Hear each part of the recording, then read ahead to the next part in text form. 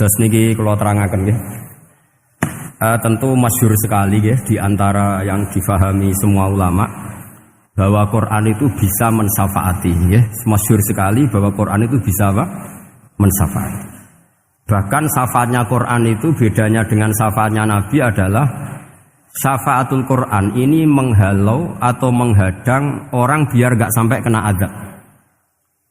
Tapi kalau syafaatnya selain Quran itu yang sudah kena azab diambil dari azab itu.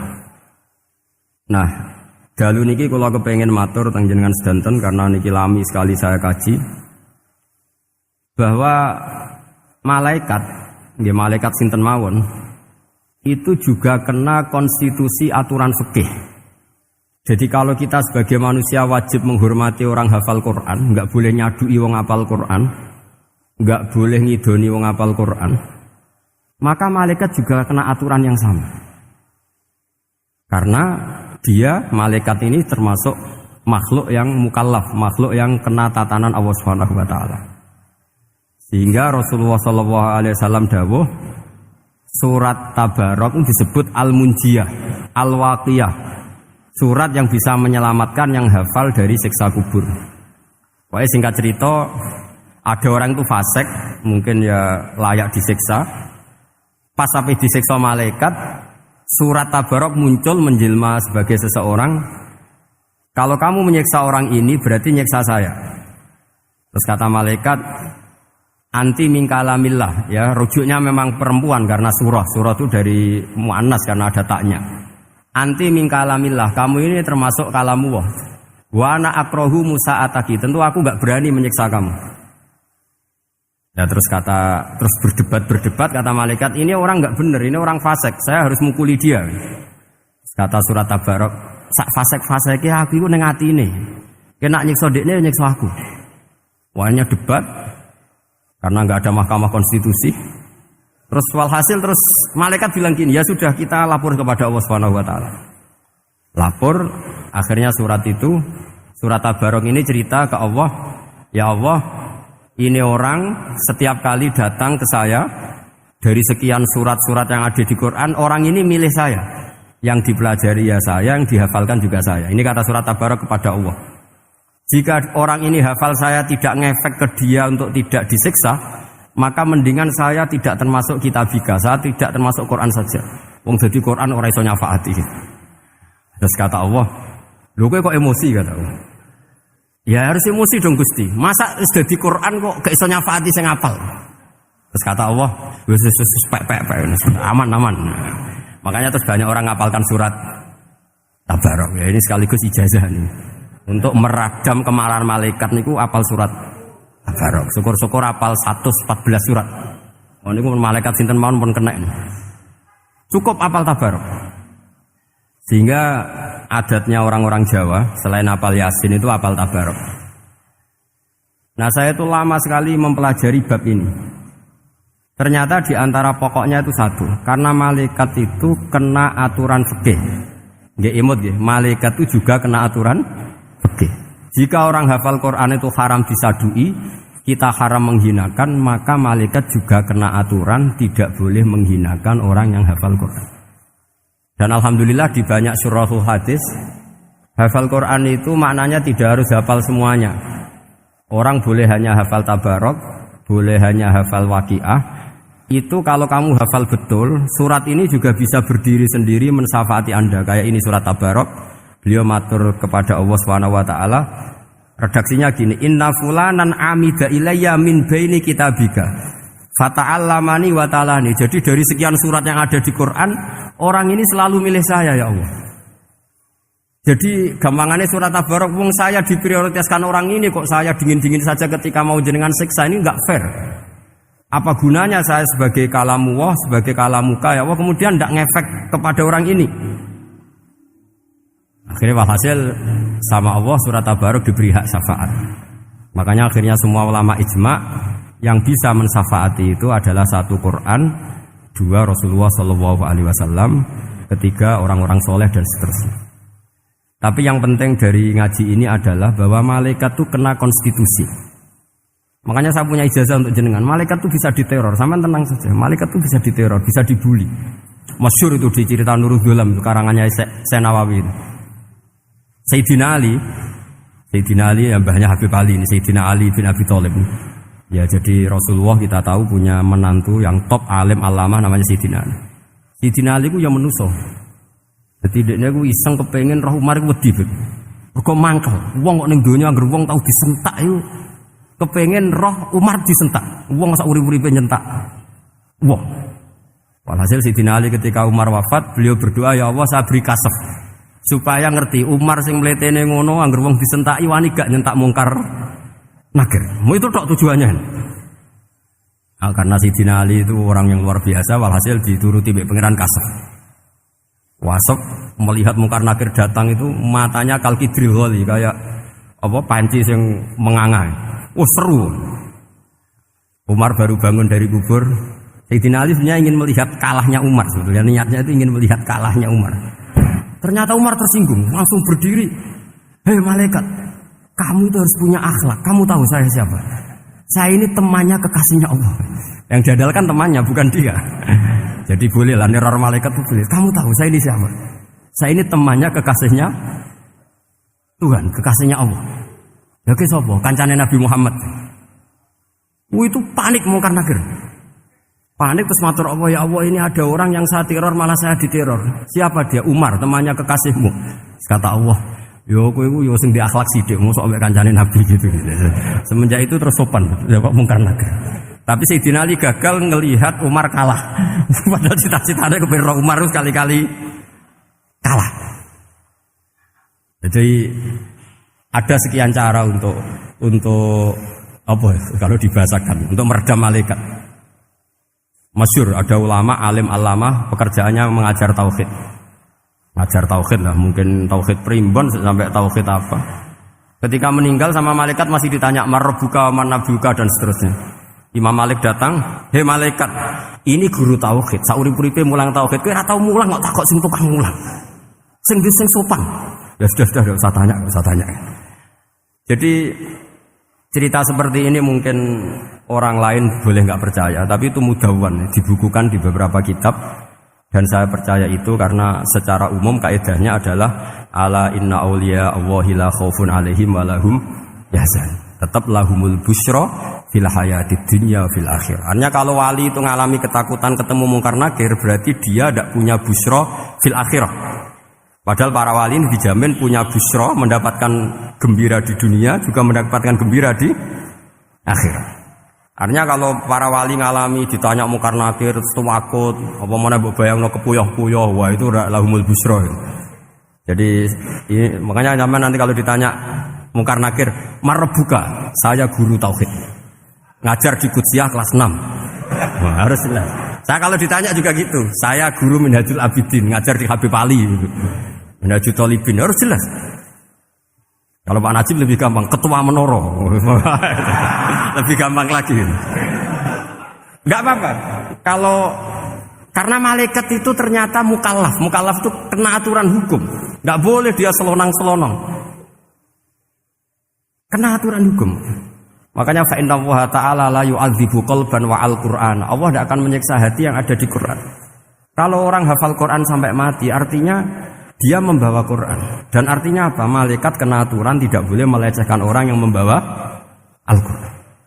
Sehingga surat Tabarak enggak terima. Ini orang ini hafal saya. Kalau kamu mukulin dia kena saya. Tapi ini orang fasik. Tapi saya di situ. Kalau mukulin dia kena saya. Akhirnya kompromi terus konsultasi bi Allah. Akhirnya dibenarkan surat Tabarak.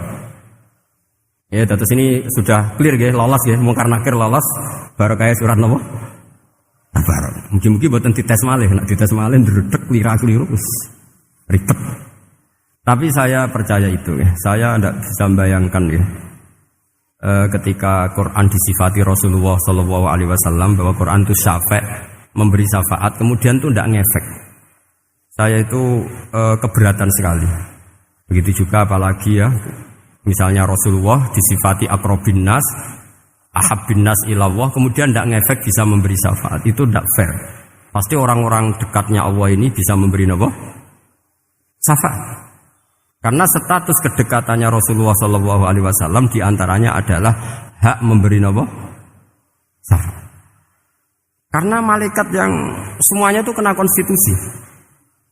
Saya punya kitab Sarahnya Bukhari banyak, saya punya itu diantaranya riwayat dari Ahlul Bait dari Sayyid Ali Zainal Abidin Anil Husain an Abihi an Rasulillah sallallahu alaihi wasallam. Itu riwayatnya adalah ketika nanti di mahsyar itu ya tidak usah kamu bayangkan ya, karena ini bila kaifin walan hisorin. Itu Nabi diantara Jibril dan Allah. Kemudian tentu yang akan masuk surga itu orang-orang yang sudah jelas surganya, kayak para nabi, para wali, para habaib, para orang-orang pilihan, itu jelas surganya. Tapi apa yang terjadi? Allah itu, ya tentu Allah zat yang maha tahu, sudah sangat tahu. Itu Nabi usulnya itu hanya satu, Ai Rabbi. Saya masih hafal teksnya, memang tak hafalkan karena ini tak mau tak pakai senjata untuk ketemu para malaikat. Bukan ya Rabbi, kalimatnya Ai Rabbi. Ai Rabbi ibaduka abaduka fi atrofil ardi. Lho Gusti, yang nyembah jenengan bukan hanya orang kudus tok, bukan orang menoro tok, bukan madrasah-madrasah elit tok, bukan sekolah-sekolah anggulun tok. Banyak orang yang di tengah hutan juga nyembah jenengan, banyak orang yang kerja di Korea juga nyembah jenengan, banyak orang dengan segala kemiskinannya juga nyembah jenengan. Tidak hanya orang-orang mainstream ini yang nyembah jenengan. Akhirnya Allah ini terus nyari orang-orang yang enggak jelas alamatnya, enggak jelas statusnya, tapi di hatinya hanya masih nyembah Allah Subhanahu wa ta'ala. Ini termasuk berkah dari rahmatnya Rasulullah sallallahu alaihi wasallam. Jadi nanti yang jelas ya tentu akan dapat surga karena posisinya jelas. Yang enggak jelas diusulkan sama Rasulullah, Ai Rabbi ibaduka abaduka fi atrofil ardi. Itu luar biasa. Saya pernah ke Korea itu haru karena di sana ya ada yasinan, ada dibaan. Padahal kerja di negara ateis. Itu kalau mereka sholat, itu nyuri-nyuri waktu makan sholatnya itu di kamar mandi. Ya jangan bayangkan kamar mandinya kayak di sini yang sempit juga. Kamar mandi di kota-kota itu kan mungkin lebih bagus dibanding kamar tidur jenengan. Kayak di hotel-hotel itu kan kalau santri so ngantuk. Saking mewahnya, jadi bisa kadang ada yang tanya, masa gue kamar mandi nek gue sholat mau cuwilik. Iwak kamar mandimu ini kamar mandi. Ya sering udah tanya saya itu sholatnya sah apa enggak sih? Sah, semuanya gitu tak jawab sah terus. Dan itu yang nanti diusulkan Rasulullah sallallahu alaihi wasallam, Ai Rabbi ibaduka abaduka fi atrofil ardi. Di luar orang-orang yang mainstream itu ya Allah, banyak orang yang menyembah jenengan. Saya tuh pernah nangis ketika di Bandara Jakarta ketemu orang wireng, serai melarat, jelas melarat. Wireng guys. Ini aku ketemu saya cium tangan. Gus saya ini itu habis dari Selandia Baru. Kerjanya dia itu ikut mancing gitu, mancing ikan tuna di Selandia. Kalau saya di tengah laut itu sampai 2 bulan. Hiburan saya itu hanya ngaji jenengan lewat YouTube. Coba orang di tengah laut ngaji. Wah, itu ning pojok bumi. Jadi ini umat Rasulullah sallallahu alaihi wasallam. Makanya kalau suwon jenengan yakin saja terhadap syafaatnya Quran. Karena semua malaikat itu kena aturan. Di antara aturannya adalah tidak boleh menyiksa orang yang di hatinya ada Al-Quran. Fa innallaha ta'ala la yu'adzibu qalban wa al-Qur'ana. Karena Allah tidak akan menyiksa hati yang ada di Quran, yang ada Qurannya. Jika memiliki jelas ini riwayat saking Ibnu Katsir, supaya kula percaya, apalagi ini didhawuhkan Rasulullah sallallahu alaihi wasallam bahwa surat Tabarok adalah disebut munjiyah, penyelamat, juga disebut wakiyah, penjaga. Lalu biasanya orang-orang yang enggak percaya syafaat itu pertanyaannya adalah, kan manusia itu wa alaisa lil insani ila masa'a, manusia itu hanya bisa membawa bekal apa yang pernah dilakukan.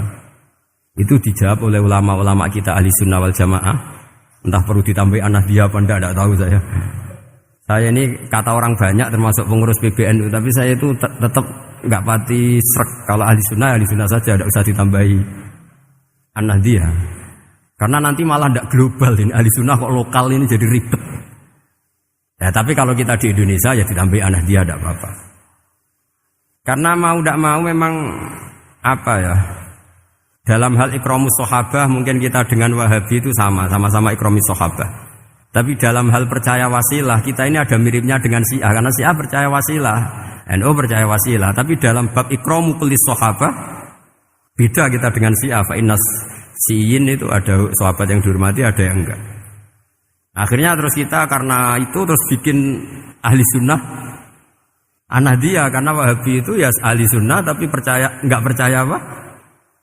Wasilah. Ya katanya gitu, kata para pakar-pakar. Saya sendiri hanya nirukan, saya enggak punya kepentingan untuk menganalisis itu enggak. Karena pertanyaan di kuburan itu ya gampang, nanti marobuka, manabiuka itu gampang lah. Tapi ada KNU juga, ada nanti Gus pertanyaannya, wama jamiyatuka. Waduh ribet itu, lama-lama wama hizbuka, partai kamu apa? Ribet kan kalau semua orang kreasi nambahin, malah ribet kan. Tapi lewat ngaji ini saya pastikan bahwa surat Tabarok itu luar biasa. Terus saya teruskan. Wa qad rawat Tabrani wal Hafidz Ad-Diya al-Muqaddasi min tariqi Salam bin Sadruse qala Rasulullah sallallahu alaihi wasallam suratun fil Qur'ani khosomat an sahibiha hatta adkhalathul jannah. Jadi ada surat di Quran yang mati-matian membela yang hafal sampai surat itu memasukkan orang itu ke surga, yaitu tabarakalladzi biyadihil mulk. Ini yang An Ibnu Abbas yang qala daraba ba'du ashabin Nabi sallallahu alaihi wasallam khiba'ahu ala qabrin wa wala yahsibu annahu qabrun. Fa idzan qabru insanin yaqra'u suratal mulki hatta khatamaha. Fa atan Nabiyya sallallahu alaihi wasallam faqala hiyal mani'ah hiyal munjiyah tunjihi min adzabil qabri. Jadi ada sahabatnya Nabi karena kemalaman dia bikin tenda di kuburan. Dia enggak ngira kalau itu kuburan. Ternyata di situ ada orang Shahibul Qabri ini baca surat Tabarok. Baca surat Tabarok. Kemudian peristiwa itu dilaporkan ke Rasulullah. Jawabnya Nabi apa? Memang surat Tabarok itu al-mani'ah yang bisa menghalau atau menolak azab. Terus hiyal munjiyah, memang surat Tabarok itu menyelamatkan tunjihi min adzabil qabri, akan menyelamatkan orang itu dari siksa kubur. Ikut ke sekolah. Wa qala Tabrani haddatsana Muhammad bin Hasan. Terus qala Rasulullah sallallahu alaihi wasallam lawadittu annaha fi qalbi kulli insanin min ummati. Karena keramatnya surat Tabarok seperti itu kata Nabi lawadittu pakai lam taukid. Yakti seneng ingsun annaha di surah yaitu Tabarok fi qalbi kulli insanin min ummati. Karena keramatnya surat Tabarok seperti itu saya suka kalau semua umat saya itu hafal itu. Nah, alhamdulillah barokahnya didikan para kiai, para guru, hampir semua kita ini hafal surat Tabarok. Daripada yang kampanye harus hafal Quran semua, ya sudahlah, ini al-maisur la yasqutubil maksur atau mala yudroku kulluh la yudroku kulluh. Jadi saya itu punya santri orang Sulawesi. Itu dulu guru gitar. Santri di Jogja, dia dulu sekolah kesenian di Jogja terus jadi guru gitar. Saya ini kan kiai fikih. Saya mazhabnya sama dengan Pak Najib, termasuk ngaramkan gitar ini. Mau tak haramkan kok ora gelem ngaji malah ribet, tak halal ngomong gitar kok tak halal. Semeneng ae. Saya niru Mbah Mun, nek ono jawabane semeneng gak. Ya takok kadang, Gus, main gitar hukumnya piye? Kurang pegawean tak jawab. Halal tak haram, Gus? Kurang pegawean sejelas. Halal haram tak kok ribet. Tapi yang unik dari itu apa? Tiap tahun Beb itu datang ke saya setor surat Tabarok. Kadang ya setor 5 ayat, 20 ayat, sampai khatam. Naik pesawat dari Sulawesi. Gara-gara ngaji saya sudahlah Gus, sementing aman. Jadi aku ning donya wis main gitar saenakku, nak gak hafal Tabarok bahaya gitu. Dia ngapalkan, apal betul. Sekarang kemarin setornya khatam. Ya hanya untuk ngelawan malaikat saja itu, untuk ngelawan malaikat itu. Saya kok tertarik itu. Lah yang repot saya kiainya ngajarkan itu tapi lupa ngajarkan haramnya yang gitu-gitu. Wah ya ribet ya sudahlah, nanti biar diurusi Allah Subhanahu wa taala. Sudah. Karena jadi kiai itu repot. Saya pernah tanggal 1 Syawal itu punya teman zaman di Sarang. Wong wis wireng kriting soe wis wireng kriting. Jarang ke saya tanggal 1 Syawal kecuali pas itu. Ternyata datang tuh karena teman saya, semakan senior saya, mau teko mau ngijazah saya. Gus, kowe nak dadi kiai sing hati-hati. Ojo geman dalil sing kira iso nglakoni. Ono apa? Dia itu datang ke saya berarti tanggal 2 sore. Dia itu pas Idul Fitri itu pidato.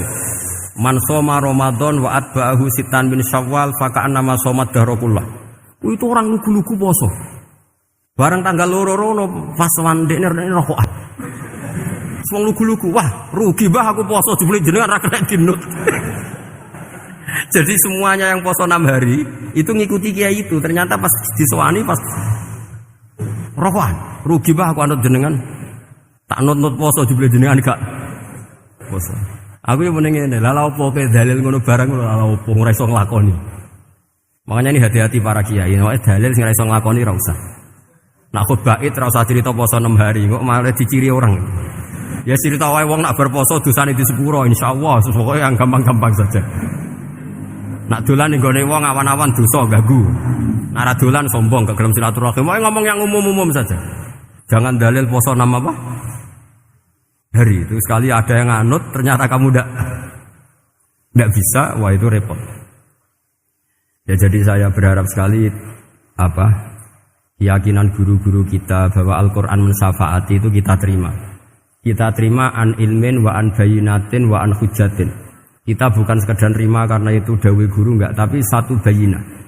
Yaitu logikanya adalah malaikat itu mukallaf. Mukallaf itu kena aturan hukum. Jika manusia kena aturan hukum harus menghormati orang hafal Quran, maka malaikat juga kena aturan yang sama. Yaitu harus menghormati yang hafal Quran. Jadi boleh kamu nanti ketemu malaikat mungkar nakir, sertifikat Iqra khatam, qiraati khatam. Syahadah saya hafid terbaik. Ya supaya dia enggak sembarangan nyiksa kita. Wah aku yakin mesti gak wani, yakin. Jajal sebenarnya. Tapi sampean matur, ojo tes to. Karena sekali dites bulet tuh. Ya jadi ini jelas ya dawuh Nabi ketika cerita keramatnya surat Tabarok, dawuh Nabi lawaditu annaha fi qalbi kulli insanin min ummati. Waqat rawa hadzal hadits Abd bin Humaid fi musnadihi bi absato min hadza. Faqala ada yang cerita lebih detail di riwayat itu fa innaha al-munjiyah wal mujadilah tujadilu autokhasimu yaumal qiyamah inda rabbiha liqairiha. Nah ini lebih gampang lagi. Surat Tabarok itu mati-matian bela yang baca. Semoga riwayat ini yang benar, bukan li hafidhiha tapi liqairiha. Sampeyan milih riwayat yang hafal apa yang baca? Baca apa hafal? Baca apa hafal? Korupsi kafe. Jadi ada riwayat itu tujadilu autokhasimu yaumal qiyamah inda rabbiha liqari'iha. Bagi yang baca tidak harus hafal. Wa tatlubu lahu ayunjiyahu min adzabin nar wa yunjiya biha tawayan sahibaha min adzabil qabri. Jadi surat ini akan mati-matian bela yang membaca. Tadi kan riwayatnya hafal, jadi saya terjemah hafal terus. Akhir-akhir kok ada diskon cukup baca ya ini tak ganti karena ini demi jenengan tak cari riwayat paling gampang. Sebetulnya ini enggak etis nih. Kayak ilmu pesanan. Ya tapi ya sudah memang ada riwayat apa? Liqariha. Akhirnya Nabi ya lagi-lagi menutup dawe lawaditu annaha fi qalbi kulli insani min ummati. Saya suka lawaditu itu pakai lam li taukid itu. Lawaditu annaha fi qalbi kulli insani min ummati. Tapi saya suka sekali kalau itu ada di hati semua umatku. Artinya gini, dari sekian riwayat sebetulnya itu kuat riwayat yang hafal. Karena Nabi selalu menutup dengan ngendikan saya suka kalau itu ada di hati, selalu ada di hati. Itu artinya hafal apa baca? Yo menengah ya, pusat kandani kok angel teman. Hafal apa baca? Lawaditu annaha fi qalbi kulli insani min ummati. Itu hafal apa baca? Hafal. Ya berarti hafal. Ini yang hafal Tabarok berapa? Semua ya? Hafal semua? Aman berarti, no?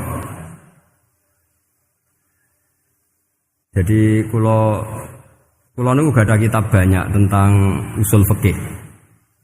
Sebetulnya kepentingan saya itu bukan masalah usul fikihnya, tapi kepentingan bahwa konstitusi ilmu, saya ulang lagi apa? Konstitusi ilmu yang difahami ulama ummati Rasulullah sallallahu alaihi wasallam itu ternyata fa innahu ta'ala bahabihim al malaikah. Allah itu bangga sekali dengan para malaikat.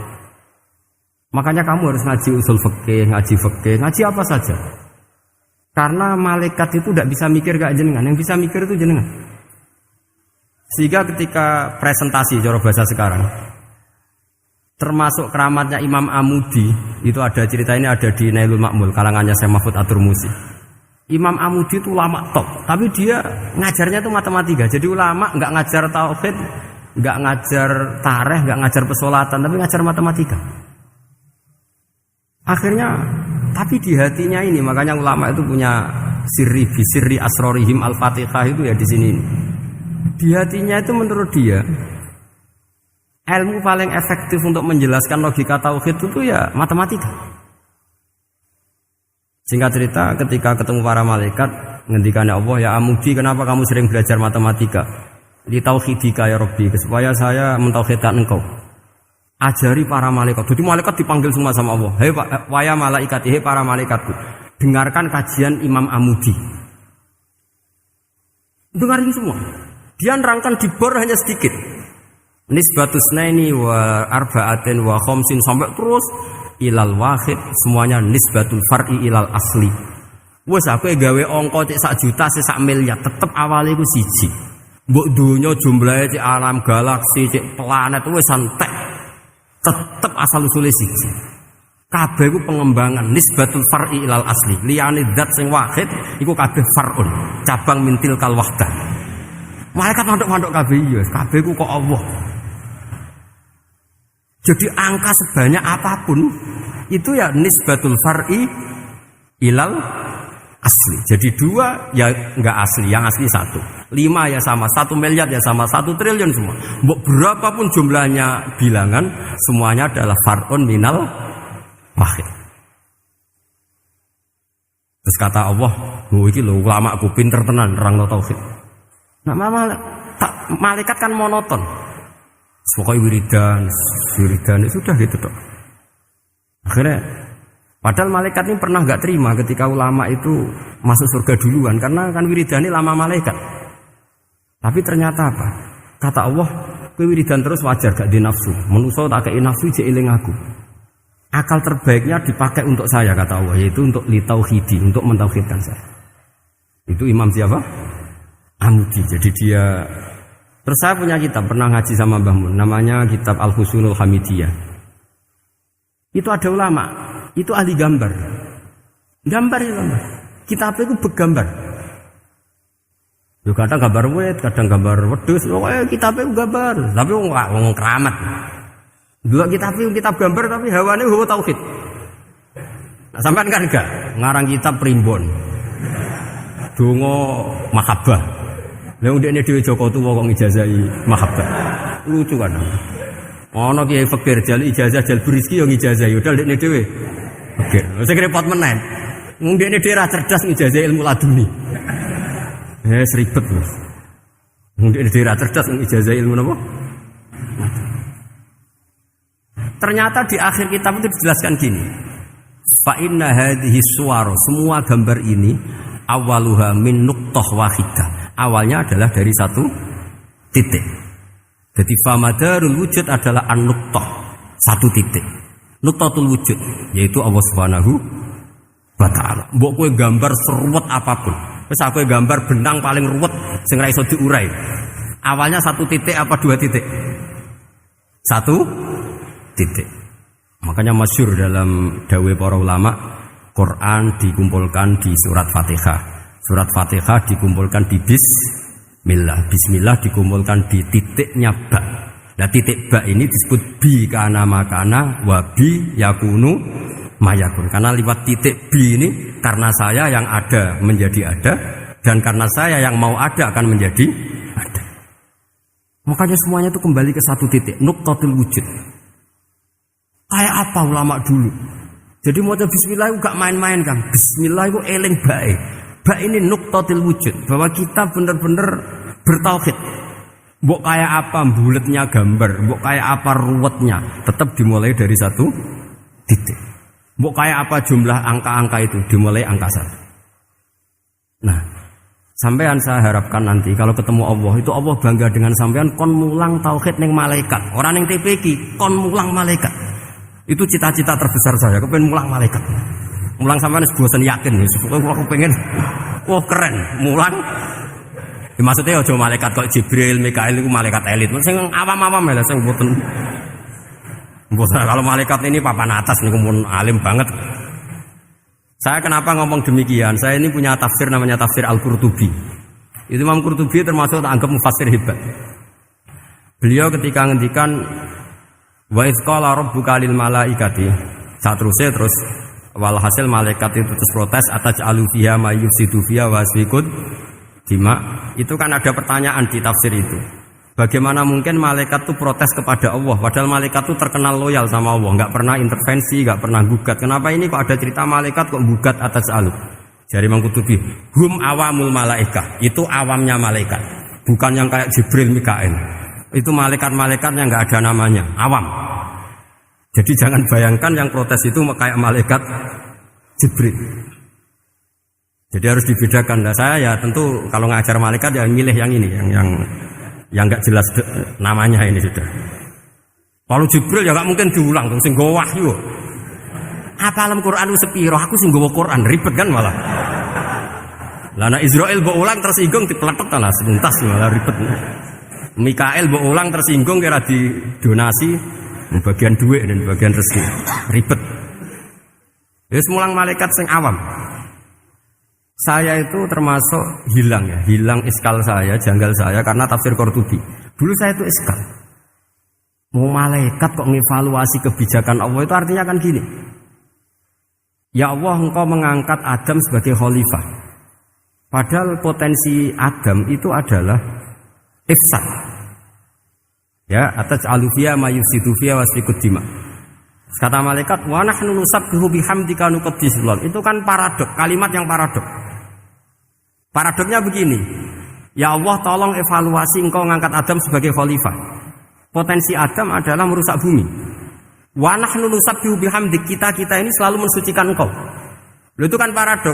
Kalau mereka mensucikan Allah, artinya mensucikan juga min ihtimalil khata'.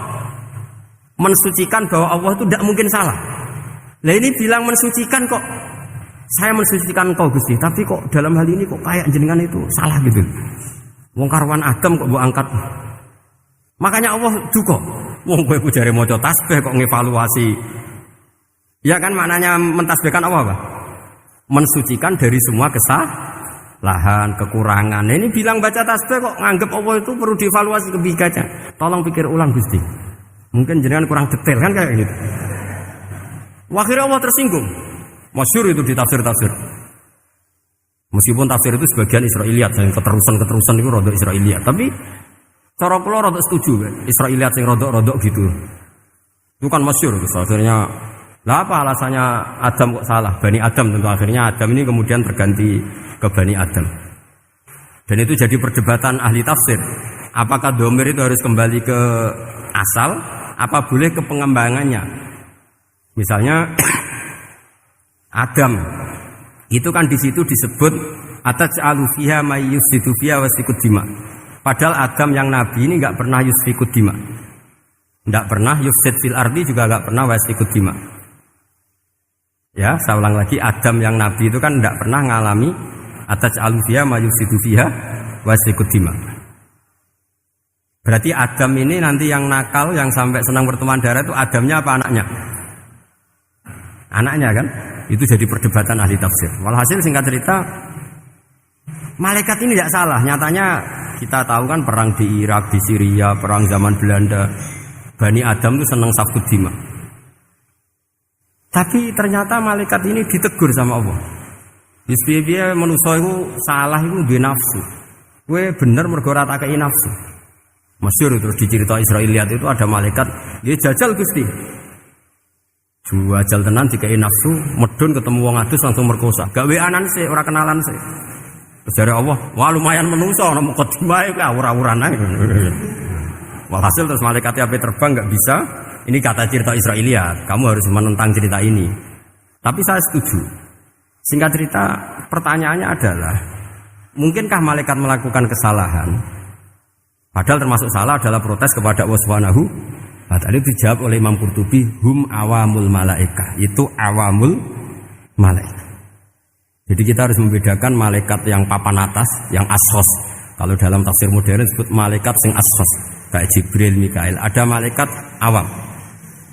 Nah, yang awam ini ya biasa, yang bilang qalu ataj'alu fiha ma yusidu fiha wa yasfikut wa nahnu nusabbihu bihamdika nuqaddisu lak. Itu kan paradok. Paradoknya ya Allah, engkau mengangkat Adam jadi khalifah itu kayaknya salah. Harusnya kan ngangkat kita, karena kita ini yang selalu mensucikan engkau. Lu mensucikan Allah, kok nganggep Allah mungkin salah dalam bikin keputusan. Makanya hati-hati kalau baca tasbih. Kalau baca tasbih, kalau Allah Maha Suci, ya sudah suci dari segala kesalahan, kekurangan. Jika wiridannya Rasulullah yang diajarkan kita, subhanallah bihamdi adada khalqi wa ridha nafsi wa zinata arsy midada kalimati. Jangan subhanallah pakai versi kamu. Allah Maha Suci. Ternyata kamu punya khayalan tentang Allah.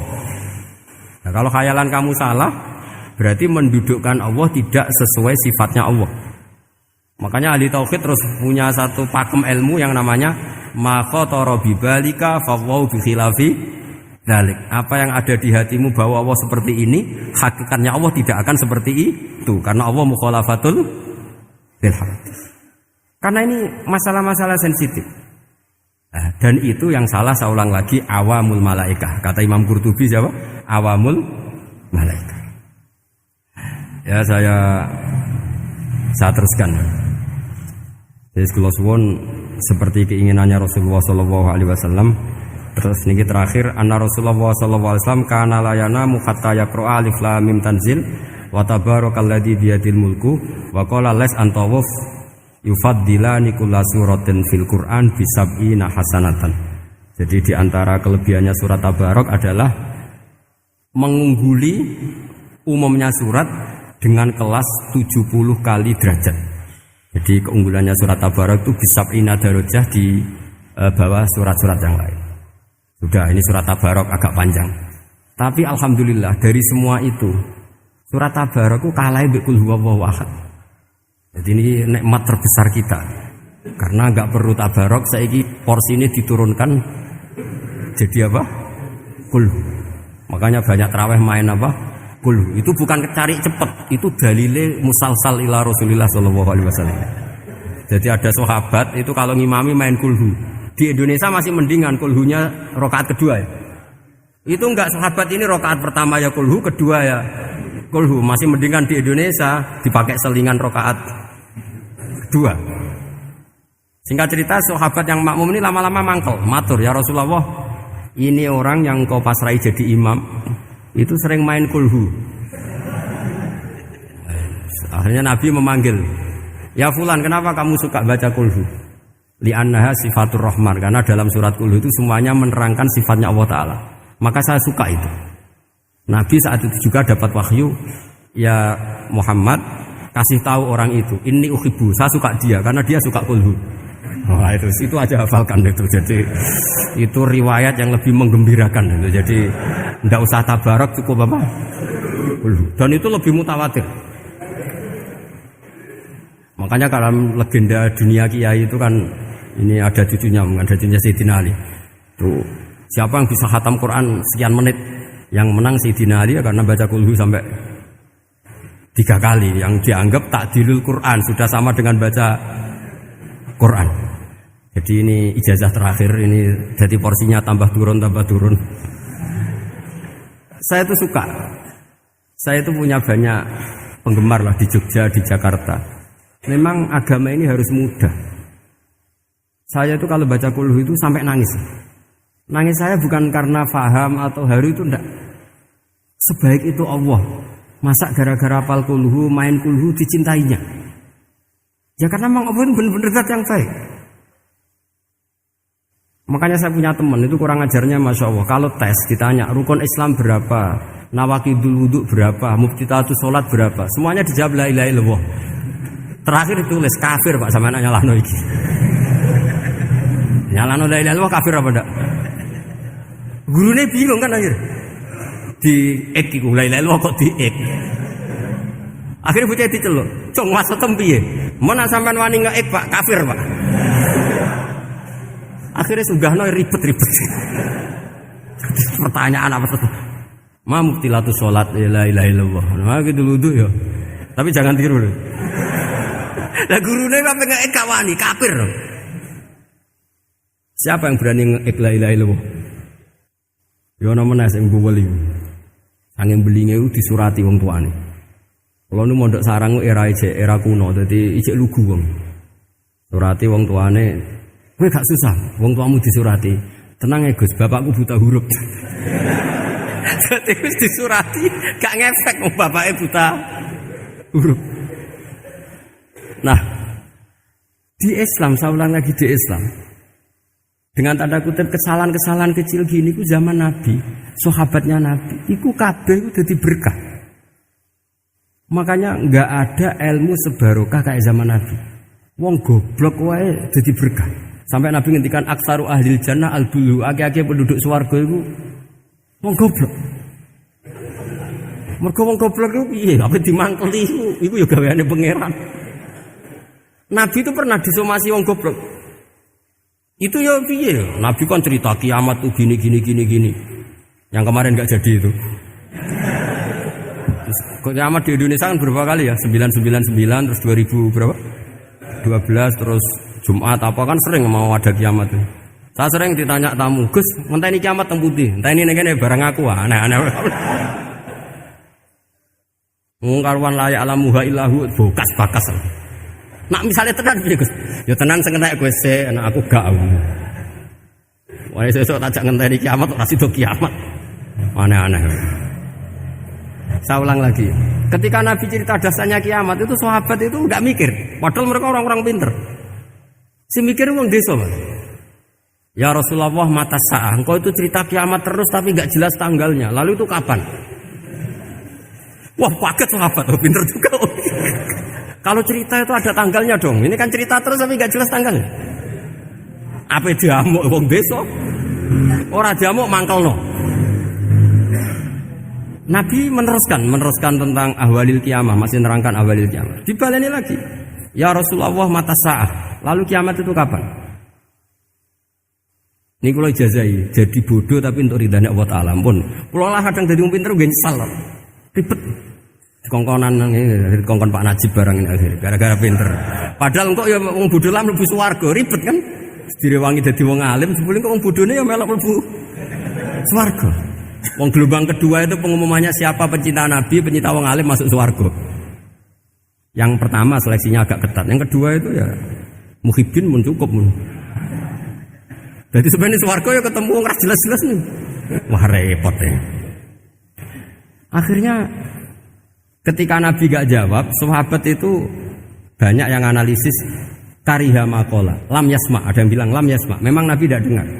Ada yang analisis sami'a wa kariha maqala. Sebenarnya Nabi itu dengar tapi gak suka karena pas khutbah di-cut, diinterupsi. Karena diulang-ulang lagi akhirnya akhirnya Arabi tadi mengulang-ulang lagi, akhirnya Nabi jawab. Karena Nabi itu orang yang sangat pintar, jawabnya ma'atatalaha. Kamu kok berani tanya kiamat kapan, persiapan kamu apa? Fawawahi ma'atatulaha kabira sholatin wala siyamin wala kata wa kata walakin uhibbuka. Cek menang ya pede. Apa Nabi tanya persiapan saya? Oh, kalau sholat saya biasa kok bangga.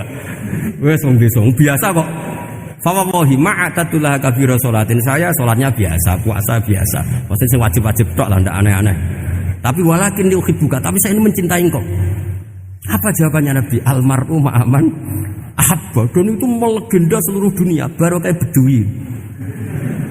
Jadi semua orang yang hafal hadis almar'u ma'aman ahabba atau anta ma'aman ahabba itu barokatu hadal Badui, karena berkahnya orang Bedui.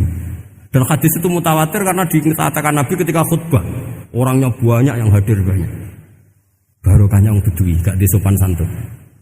Mukjizatnya Nabi seringnya gara-gara orang Bedui. Nabi khutbah, wis khutbah cerita akhirat, cerita kebaikan. Ya Rasulullah, khutbah mohon bakas akhirat kebaikan. Sekarang itu tidak ada hujan, halakatil amwal. Sekarang harta hilang semua. Hewan-hewan sudah mau mati semua karena apa? Kekeringan. Mohon jenengan rasa bakas niku, pun jalan udan mohon. Nabi ya. Langsung Allahumma wah langsung udan tuwes. Nak jare ulama lah mbok Nabi berodok gelos putih udan seminggu nganti akhirnya sapine iku gak mati krana kehausan tapi kelentir. Parani nang Nabi lho ora ngrasa salah paren ya Rasulullah. Wong kula njuk donga udan ben ra mati saiki mati tenggelam. Mun lereni santai wae. Dan saya minta doa hujan supaya hewan-hewan itu bisa minum dan seger. Dan ini malah do kelentir. Akhirnya Nabi itu lucu meneh. Allahumma hawalena wala alina Allahumma alal akam wa zirab terus. Iki wong desa. Betapa barokahnya wong desa iki orang tahu. Betapa Rasulullah itu sekali ngendikan alam itu harus tunduk. Jadi min mu'jizati Rasulullah sallallahu alaihi wasallam itu sekali ngendikan alam itu harus ngikuti. Jadi Nabi misalnya ngendikan hujan, itu panitia hujan, malaikat hujan harus nuruti. Nabi ngendikan berhenti juga harus berhenti. Makanya enak jadi Nabi itu. Tapi kamu nggak mungkin sudah tutup, sudah tidak mungkin. Makanya Nabi itu pernah minta dalam satu maidah, ya fulan saya ambilkan dirok. Dirok itu kaki kambing yang depan, diambilkan. Ambilkan lagi, diambilkan. Ambilkan lagi ya Rasulullah, bukankah kambing hanya punya dirok dua, kaki depan dua? Andaikan kamu bilang iya, maka akan selalu ada dirok selagi aku minta-minta. Karena alam ini akan mengikuti. Jadi Nabi misalnya mau dahar gitu ya, kok Nabi ngendikan ya Jabir ini jangan kamu entas, yang entas harus saya. Ini cukup untuk makan orang banyak. Nabi sekali ngendikan cukup. Nasi ini punya konstitusi harus cukup. Karena Nabi ngendikan cukup. Itu hebatnya Nabi. Beliau punya spesial. Alamnya harus nurut sama beliau. Makanya disebut wadhabu wal ghazala yasadani laka birrisalah. Semuanya itu harus tunduk. Nah, akhirnya syafaat-syafaatnya Nabi itu gara-gara wong desa-desa. Saya itu pengagum wong bodoh ya, termasuk hadisul arab itu. Ada orang desa tanya, ya Rasulullah nanti kalau saya mati itu yang hisab siapa ya? Allah ya. Wah bagus lah. Terus mulai. Barang mulai, abe guyu.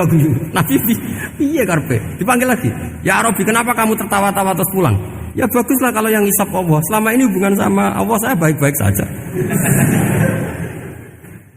Tapi Nabi muji faqhu hadzal Arabi, wis pinter kowe cong.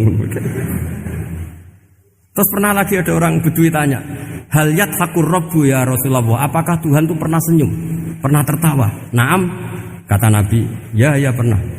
Lan na'dima min rabbin yadhaku khairan. Kalau Tuhan pernah senyum, pernah tertawa, wah orang kalau pernah tertawa itu pasti baik. Ya baguslah, enggak apa-apa. Jadi makanya ini unik ya, Islam itu agama yang unik. Agama yang berkah, yang alimnya ya ketulungan, yang bodoh juga ketulungan. Karena memang agama ini untuk semua, lil alamin, untuk semua. Maka kata Imam Ghazali, Allah mengutus Nabi itu diutus ke raja-raja, diutus ke pedagang, diutus ke aromil, diutus ke fuqara, diutus ke birokrat, diutus ke apa saja. Ila jami'i sunufin nas, ila jami'i asnafin nas.